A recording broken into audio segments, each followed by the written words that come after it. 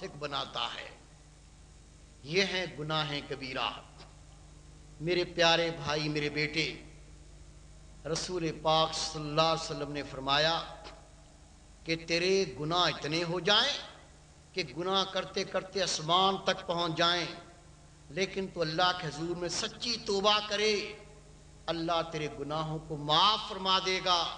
محبوب پاک تشریف فرمائیں، آپ کے گرد صحابہ کرام بیٹھے ہوئے ہیں۔ میرے محبوب نے فرمایا، اے میرے پیارے اصحابیوں، روز محشر ایک اللہ کا بندہ ایسا ہوگا، اس کا گناہ اس کے جنت جانے کا ذریعہ بن جائے گا۔ صحابہ کرام حیران ہو گئے، عرض کی یا آقا، یہ آپ نے کیا فرمایا کہ اس کا گناہ اس کے جنت میں جانے کا ذریعہ بن جائے گا؟ وہ کون ہوگا؟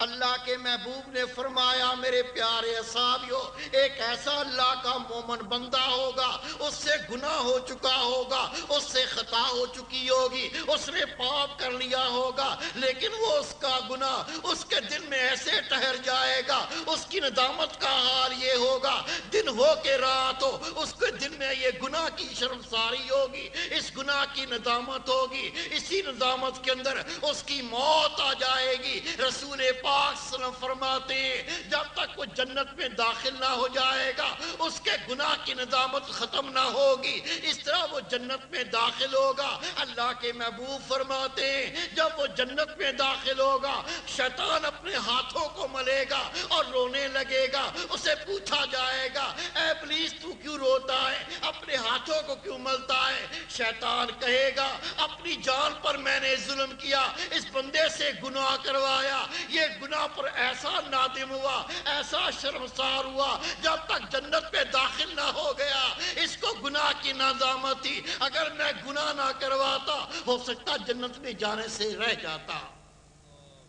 اتنا کمینہ دشمن، ایسا ذلیل دشمن، ہم اس کی مانیں، رب کریم کی نہ مانیں؟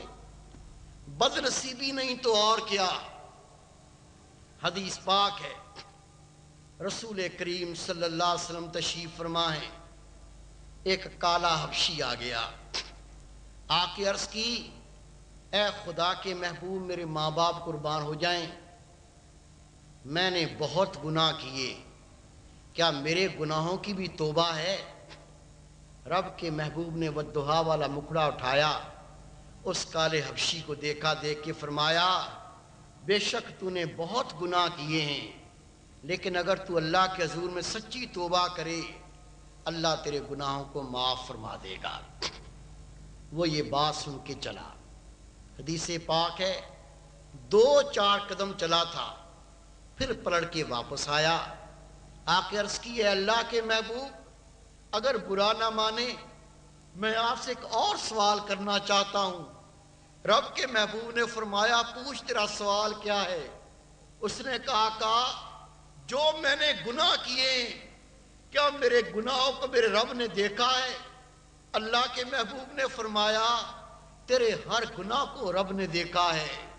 حدیث پاک پڑھ کے دیکھیے، رب کے محبوب کا یہ کہنا، او کالے حبشی، جو تو نے گناہ کیے، اللہ نے ہر گناہ کو دیکھا ہے۔ اس کا یہ سننا تھا، اس کا چہرہ زرد ہونے لگا، اس کا جسم اکڑنے لگا، اس کی کیفیت بدلنے لگی۔ میرے گناہوں کو میرے رب نے دیکھا ہے، کتنی شرم کی بات ہے، کتنی حیا کی بات ہے۔ حدیث پاک میں آتا ہے، اس کے دل پر اللہ کا خوف طاری ہوا، اس نے چیخ ماری اور زمین پر گر کے تڑپنے لگا، تھوڑی دیر میں روح پرواز کر گئی۔ اللہ کے محبوب کی آنکھوں میں آنسو ٹپکنے لگے۔ اللہ کے محبوب نے فرمایا، اللہ کے خوف نے اس کے جگر کو پارا پارا کر دیا، اللہ کے خوف نے اس کے جگر کو پارا پارا کر دیا۔